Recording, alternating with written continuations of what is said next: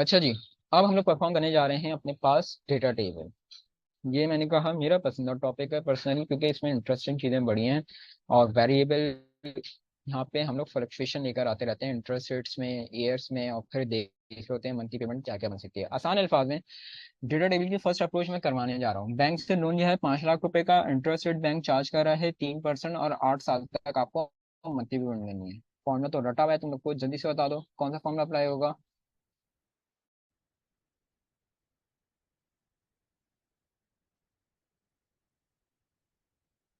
Very good, PMT का formula apply होगा। पूछने की जरूरत नहीं है, ये तो रट चुका तुम लोग को formula. Minus PMT, bracket star, सबसे पहले interest rate divide by 12, comma, years multiply by 12, comma, और लास्ट में क्या आ जाएगा, loan amount, bracket close, then enter. Answer आ गया 5,865 रुपये।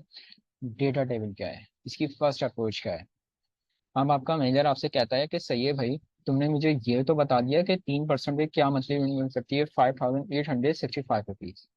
लेकिन वो कहता है कि आप मुझे तुम ये बताओ कि 2% पे क्या मंथली पेमेंट बनेगी, 4% पे क्या बनेगी, 5% पे क्या बनेगी। एक तो ये तरीका है कि मैं यहाँ यहाँ पे चेंजिंग कर दूं, ऑटोमेटिकली चेंज होता जाएगा आंसर। हम कहता है भाई ये नहीं करना, ये तो मैं भी कर लूँ। तुम पूरा एक शेड्यूल बना के दे दो मुझे, कि जिसमें मिसाल के तौर पे 1 से लेके 12 तक या 1 से लेके 15 तक इंटरेस्ट रेट लिखे हुए आ रहे हो, और उसके सामने उसकी मंथली पेमेंट आ जाए। कि जैसे ही कोई भी कस्टमर मेरे पास आता है तो मैं फौरन उसको देख के बता सकूँ भाई इतने इंटरेस्ट रेट पर ये मंथली पेमेंट करनी होगी, इतने इंटरेस्ट रेट पर ये, इतने पे ये। तो अब ये कैसे किया जाए, ये तो बहुत मुश्किल हो जाएगा एक पूरा ऐसा शेड्यूल डेवलप करना कि मुख्तलिफ इंटरेस्ट रेट आए, उसके सामने उसकी मंथली पेमेंट आए। सिंपल सा तरीका था, मैं यहाँ पे चेंज करता जाऊँ, वो ऑटोमेटिकली आंसर को देता रहेगा। वो कह रहा है ये नहीं चाहिए, एक शेड्यूलिंग चाहिए मुझे, फिर जिसमें 1 से लेके 12 तक या 15 तक इंटरेस्ट रेट लिखे हुए आ रहे हो, और उसके सामने उसकी मंथली पेमेंट आ जाए। तो ये है डेटा टेबल की फर्स्ट अप्रोच, कि what is the monthly payment on different interest rate, यानी कि मुख्तलिफ इंटरेस्ट रेट पर क्या क्या मंथली पेमेंट बन सकती है। सही है। करना क्या है कि यहाँ पर आके आपके पास इंटरेस्ट रेट आप लिखोगे। ये आप पे डिपेंड करता है कि आप कहाँ तक के लिखना चाह रहे हो। आप चाहो तो इसको 100 तक भी ले जा सकते हो, कोई ऐसा इशू नहीं। मैं फिलहाल 15 तक लेके जा रहा हूँ। सही है। और यहाँ पर आके बिल्कुल इसके सामने ऊपर की तरफ ये मंथली पेमेंट का आप लिंक बना देंगे। बिल्कुल इसके सामने ऊपर की तरफ ये मंथली पेमेंट का आप लिंक बनाओगे, एंटर करोगे। उसके बाद सेलेक्ट करना है इसको। साथ डेटा मेन्यू में आके what if analysis data table, data menu में आके what if analysis data table में चले आना। अब यहाँ पर आके आपसे पूछता है रॉ में क्या है, तो देखो रॉ में तो मेरे पास भी नहीं है, ये तो मैंने लिंक बनाया हुआ था यहाँ का मंथली पेमेंट का। कह रहा अच्छा कॉलम इनपुट सेल, कॉलम में क्या है, कॉलम में कुछ है। हाँ बिल्कुल है, कॉलम में क्या है आपकी मंथली पेमेंट है। Sorry sorry sorry sorry, column में आपके पास क्या है, आपके इंटरेस्ट रेट। तो इंटरेस्ट रेट कौन से सिलेक्ट करोगे, ये वाले नहीं, जहाँ पे मेन डेटा मौजूद है। सिर्फ यहाँ पे देखना है कि कॉलम में है क्या या रॉ में है क्या। यहाँ पे रॉ में क्या था, यहाँ पे मंथली पेमेंट थी, लेकिन ये तो मैंने लिंक बनाया हुआ था, तो इसको आप कंसिडर नहीं करो। फिर आया तो आप कॉलम में कुछ था, बिल्कुल था, क्या थे, इंटरेस्ट रेट थे। तो कौन से इंटरेस्ट रेट सेलेक्ट करने थे, ये वाले नहीं, जहाँ पे मेन डेटा मौजूद था आपने वो वाला इंटरेस्ट रेट सेलेक्ट कर लिया। जैसे ही ओके करोगे ना, जो घंटों का काम था या दिनों का काम था, वो विद इन अ सेकंड बता देगा। जैसे ही ओके करोगे, ये देखो, ये देख, है जबरदस्त चीज। 4% पे क्या मतलब पेमेंट दी, 6095, ये देखो। कोई आता है 5 लाख का लोन चाहिए, 8 साल में पेमेंट करूंगा, मैं कहता हूँ सही है भाई 11% चार्ज करूंगा। अब मुझे कोई कैलकुलेशन, कोई वर्किंग इधर उधर करने की जरूरत नहीं है, मैं फौरन आऊंगा 11% में देख के बता सकता हूँ कि भाई हर महीने तुम्हें ये मंथली पेमेंट करनी होगी। कोई आता है, मैं कहता हूँ सही है यार, तुम आराम से 6% देना। अब कोई वर्किंग, यहाँ पर आऊंगा फौरन देख के बता दूंगा कि भाई 6% पे ये मंथली पेमेंट करनी होगी।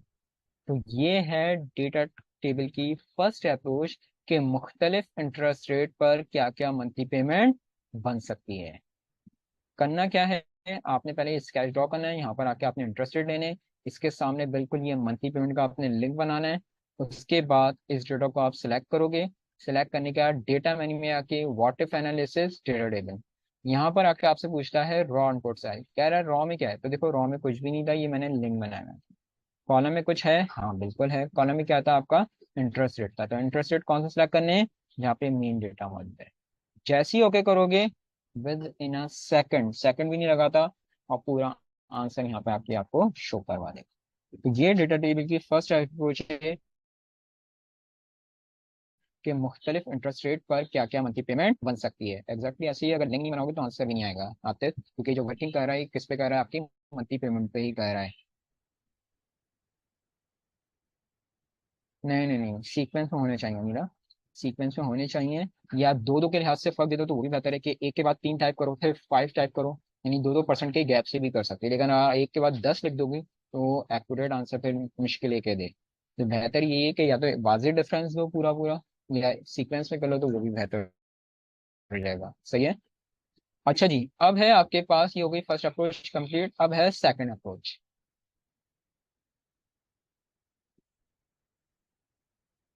अब आपका मैनेजर कहता है यार वेल एंड गुड, तुमने मुझे ये तो बता दिया। नहीं नहीं, सिर्फ 2 नहीं, 5 का स्टैंडर्ड भी आप सेट कर सकते हैं, यानी ए के बाद डायरेक्ट 7 लेकर आ जाओ, फिर 7 के बाद 12 लेकर आ जाओ, ये भी फील्ड सेट कर सकते हैं। यानी फिर वहां से एक जैसा डिफरेंस दो अगर देना ही है, मैं ये कह रहा हूँ। ये नहीं कि एक के बाद 5 दे रही हो फिर आप 15 दे दो, इस तरह से नहीं दो। फिर एक एक डिफरेंस देना है तो डिफरेंस भी फिर सेम तरीके के साथ दोगी आप, ये याद रखना। सही है। अच्छा जी, अब आपका मैनेजर आपसे कहता है कि सही है यार वेल एंड गुड, तुमने ये तो मुझे बता दिया कि डिफरेंट इंटरेस्ट रेट पर क्या क्या मंथली पेमेंट बन सकती है।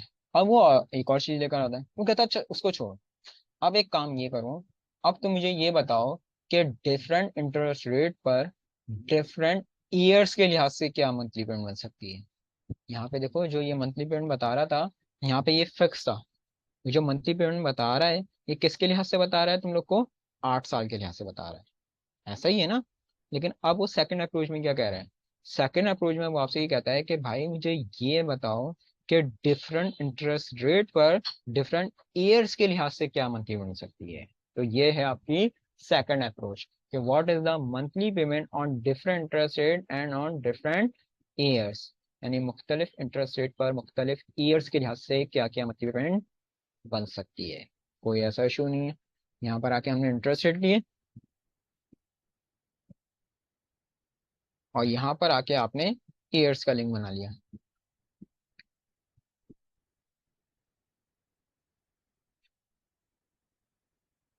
आप मंथली पेमेंट का आएंगी क्योंकि यहाँ पे तो ईयर आ गए, तो कोई मसला नहीं है, मंथली पेमेंट का लिंक आप बिल्कुल इसी के ऊपर भी आप बना सकते हैं, कोई ऐसा इशू नहीं।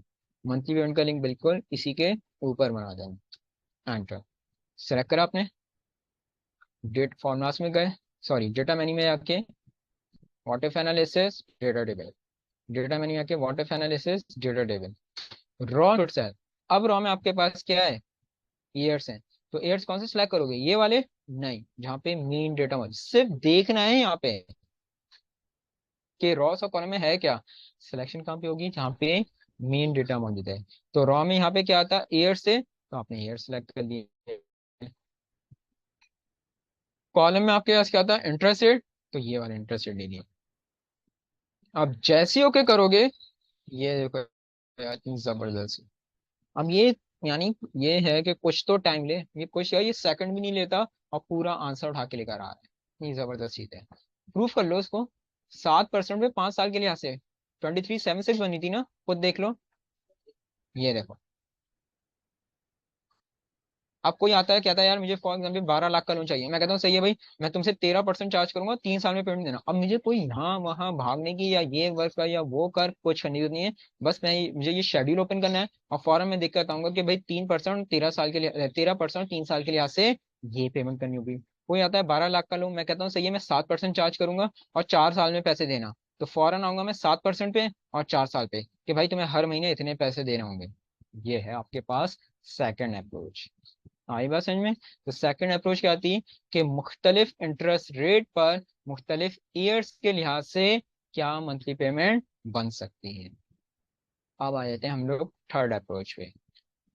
अब आपका मैनेजर कहता है यार जबरदस्त, तुमने तो मुझे ये भी बता दिया कि डिफरेंट इंटरेस्ट रेट पर डिफरेंट ईयर्स के लिहाज से क्या मंथली पेमेंट बन सकती है, सही हो गया। अब वो ये कहता है अच्छा एक काम, अब मुझे ये बताओ कि डिफरेंट इंटरेस्ट रेट पर डिफरेंट लोन्स के लिहाज से क्या मंथली पेमेंट मिल सकती है। इन दोनों शेड्यूल में लोन मेरा फिक्स हुआ हुआ था, यहाँ पे भी लोन मेरा फिक्स था पहले वाले में, और यहाँ पे भी मेरा लोन फिक्स हुआ हुआ था, लोन अमाउंट। लेकिन थर्ड अप्रोच में वो लोन को और इंटरेस्ट रेट को फ्लक्चुएट करना चाह रहा है। अब वो ये कहता है कि मुझे ये बताओ कि डिफरेंट इंटरेस्ट रेट पर डिफरेंट लोन्स के लिहाज से, डिफरेंट लोन अमाउंट के लिहाज से क्या मंथली पेमेंट मिल सकती है। कोई मसला नहीं है। यहाँ पर आके तुम लोगों ने इंटरेस्ट रेट टाइप करा और यहाँ पर आके लोन अमाउंट ले लोगे। 2-2 लाख का डिफरेंस दिया है मैंने। अच्छा, ये आगे भी आप कर सकते हैं, वो कोई ऐसा इशू नहीं है। यानी कि अगर आप लोन को यहाँ पे टाइप करना चाहो और इंटरेस्ट रेट को आप यहाँ पे टाइप करना चाहो, वो कोई ऐसा इशू नहीं है, ये आप पे डिपेंड है, आगे भी आप कर सकते हैं। सही है। मंथली पेमेंट का लिंक बिल्कुल इसी के ऊपर बनाओगे आप। डन है। सिलेक्ट करा आपने डेटा। डेटा मैंने में जाके what if analysis data table. बताइए स्टूडेंट, रॉ में क्या सिलेक्ट करूंगा? सेल नंबर बता दो मुझे। रॉ में क्या सिलेक्ट करूंगा? सेल नंबर बताओ।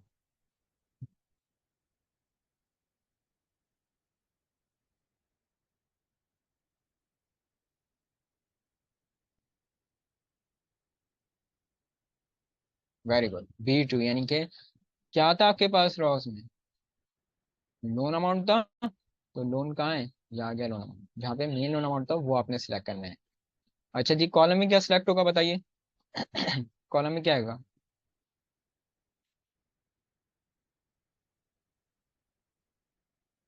वेरी गुड, इंटरेस्टेड यानी कि B3। जैसे ही ओके करोगे, ये देखो यार, यानी हमें कुछ करने की जरूरत नहीं है, सिर्फ हमें डिफाइन करना है और सेकंड भी नहीं ले रहा, वो पूरा आंसर दे रहा है। 6 लाख 6%, 11,600। ये देख लो यहाँ पर, खुद देख सकते हो। अच्छा चलो मैं पूछता हूँ उन लोग से। मुझे ये बताओ, लोन की रिक्वायरमेंट है 8 लाख 11%। जल्दी से बताओ। 8 लाख 11%।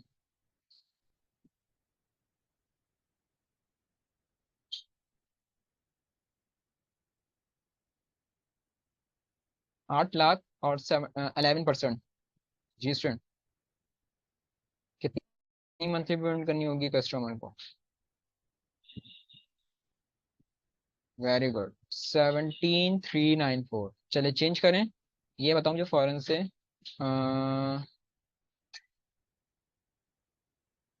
12 लाख 3%। 12 लाख और 3%।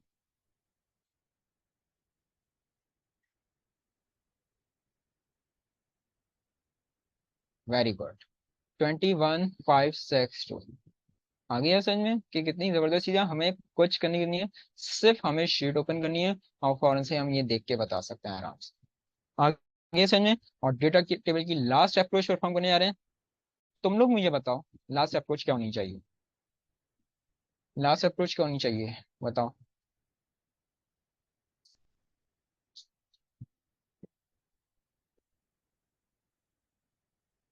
3 वेरिएबल हो ही नहीं सकते हमारे मेरे दोस्त।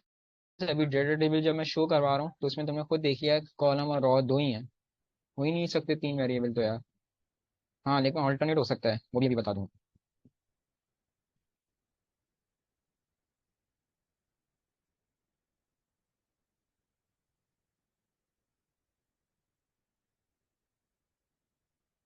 फोर्थ अप्रोच क्या होनी चाहिए स्टूडेंट्स? पहली थी मुख्तलिफ इंटरेस्ट रेट पर क्या मंथली पेमेंट मिल सकती है। दूसरी थी मुख्तलिफ इंटरेस्ट रेट पर मुख्तलिफ ईयर्स के लिहाज से क्या मंथली पेमेंट मिल सकती है। थर्ड थी मुख्तलिफ लोन्स पे मुख्तलिफ इंटरेस्ट रेट के लिहाज से क्या मंथली मिल सकती है। फोर्थ बताओ।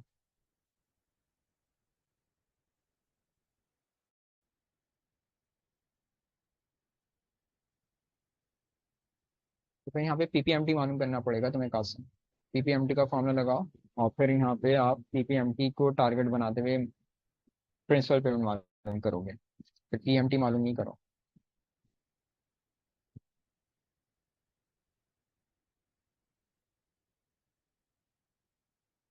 वहां से वेरी गुड, सही है। वहां से थोड़ा सा आंसर को मैं एनुबरेट कर देता हूँ, वैसे तुमने सही आंसर दिया है। थर्ड अप्रोच क्या थी कि मुख्तलिफ इंटरेस्ट रेट पर मुख्तलिफ लोन्स के लिहाज से क्या मंजूरी मिल सकती है।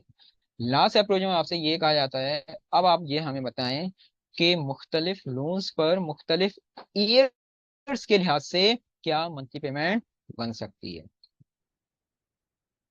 मुख्तलिफ लोन्स पे मुख्तलिफ ईयर्स के लिहाज से क्या मंथली पेमेंट बन सकती है। ये जो थर्ड अप्रोच थी, मुख्तलिफ लोन पे मुख्तलिफ इंटरेस्ट रेट पे, तो ये मंथली पेमेंट कितने साल के लिहाज से बताया था, सिर्फ 5 साल के लिहाज से बताया था। लेकिन आखिरी अप्रोच में वो क्या कह रहे हैं, दो चीजों को फ्लक्चुएट करना चाह रहे हैं, लोन को और ईयर को। यानी मुख्तलिफ लोन्स पे मुख्तलिफ ईयर्स के लिहाज से क्या मंथली पेमेंट बन सकती है। राइट। अब यहाँ पर आके ईयर्स का लिंक आ गया, जितने लेना चाहो ये आप ले सकते हैं, यहाँ पे डिपेंड करता है, कोई ऐसा इशू नहीं। और यहाँ पर आके आपके पास लोन आ जाएगा।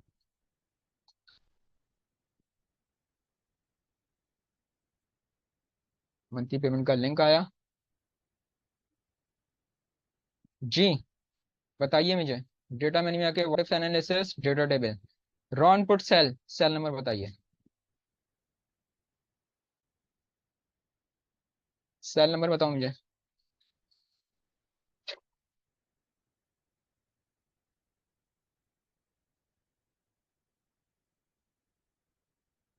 Very good. B2। और कॉलम,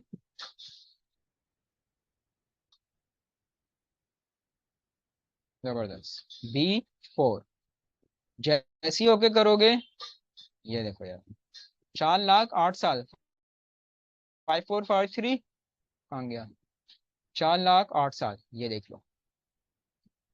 तुम लोग से मैं पूछता हूँ, मुझे बताओ, 8 लाख 9 साल, 8 लाख 9 साल।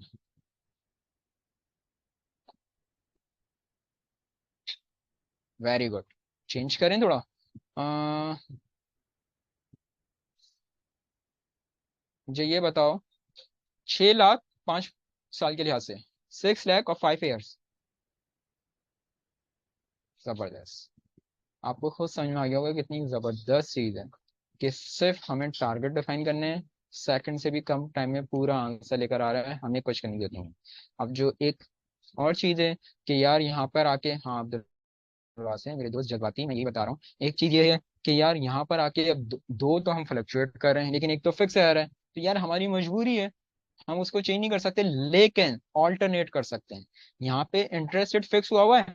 अब वो जनाब के दिमाग में कुछ है, वो कहते हैं नहीं भाई, एक काम करो ना भाई, मुझे 5% के लिहाज से, 5% के लिहाज से बताओ ये डेटा क्या बनेगा, तो फिर ये करो कि यहीं पे ऑटोमेटिकली इसको चेंज कर दो, ऑटोमेटिकली पूरे डेटा पे इफेक्ट आ जाएगा उसका। ये देखो, यानी अब जो बता रहा है तुमने वहां पे चेंजिंग करी, थर्ड वेरिएबल उसको खुद मैनुअली चेंज करा,